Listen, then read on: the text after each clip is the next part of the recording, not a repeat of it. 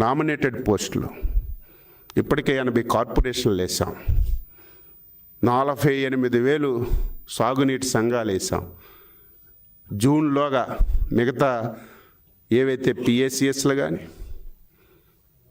ఏవైతే మార్కెట్ కమిటీలు కానీ, ఏవైతే డీసీసీబీలు కానీ, డీసీఎంఎస్లు కానీ, ఇవన్నీ మిగిలినటువంటి కార్పొరేషన్లు కూడా రేపు జూన్ నాటికి అన్నీ కూడా పూర్తి చేయాలని నిర్ణయం చేశాం.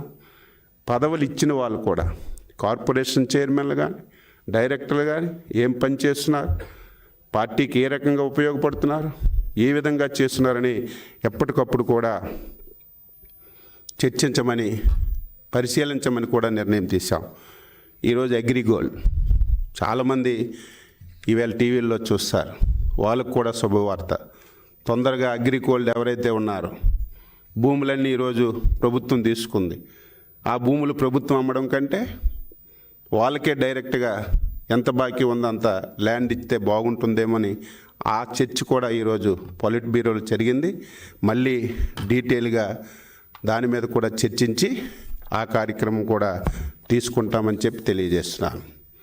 ఈరోజు పార్టీకి వెన్నుముక బలహీన వర్గాలు, స్థానిక సంస్థల్లో రిజర్వేషన్ ఉంటే గత ప్రభుత్వం రిజర్వేషన్ తగ్గించేసింది.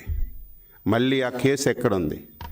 మళ్ళీ ఒకసారి లీగల్గా మాట్లాడి అవసరమైతే మళ్ళీ ఇంప్లీడ్ అయ్యి చిత్తశుద్ధితో, అంకిత భావంతో మళ్ళీ పాత రిజర్వేషన్స్ రావడానికి ఈ ప్రభుత్వం కృతనిశ్చయంతో పనిచేసి మళ్ళీ రిజర్వేషన్స్ సంపాదించడానికి అనేక ప్రయత్నాలు చేస్తున్నాం. ఈరోజు కేంద్ర ప్రభుత్వానికి హృదయపూర్వకంగా అభినందించాం. అమరావతి అభివృద్ధి గురించి 15,000 కోట్లు ఈ రాష్ట్రానికి ఇచ్చారు.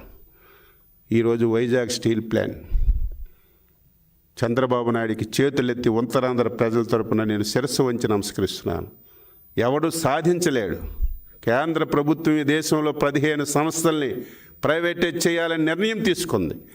15 సంస్థలు ప్రైవేటైజ్ చేయాలని నిర్ణయం తీసుకున్నటువంటి కేంద్ర ప్రభుత్వం నుంచి ఉత్తరాంధ్రకి మణిహారం, ఆంధ్రుల హక్కు, విశాఖ ఉక్కు అనే ఒక నినాదంతో ముందుకెళ్ళినటువంటి వైజాగ్ స్టీల్ ప్లాంట్ గురించి 11,440 కోట్లు తీసుకొచ్చి ఏదైతే ప్రైవేటైజేషన్ చేస్తామనేటువంటి నిర్ణయాన్ని తప్పించినటువంటి ఒక మహా వ్యక్తి మన చంద్రబాబు నాయుడు గారు. వారికి మనస్ఫూర్తిగా అభినందిస్తున్నాను.